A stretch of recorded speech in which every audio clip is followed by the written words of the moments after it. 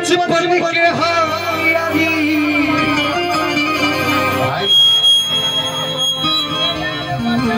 ये हमारे निखिल भैया हमनी के तोहरे से परेशान बने जाते जब ना बुझाते रहे तो लोग आइले पे का जरूरी रहे तो भेज देले तो दूसर के हुआ ही रहे ना जी। अरे बड़ी अच्छी पूजा बना के थी भैया सनी जी बड़ी अच्छी। सनी जी पूजा पढ़ने तो अपने साथ है, सिर्फ नजरों की दूरी है। क्या कहना है?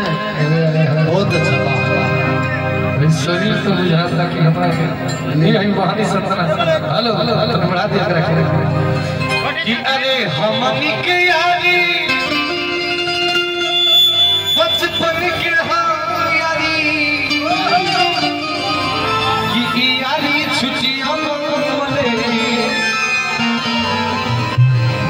हमारा निखिल भैया का गाना गावे के बाद हमनी के तो पूरा कमान संभालने वाले हमनी के अभिषेक सिंह भाई जी, लेकिन बीच बीच में हमारियों का मान दिया जाता। अरे कि करिया करिया रसगुल्ला रसदारी राजा जी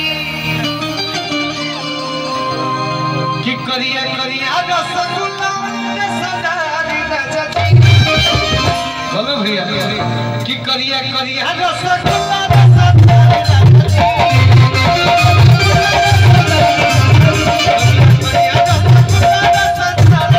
राजू भैया कि हमके मर दे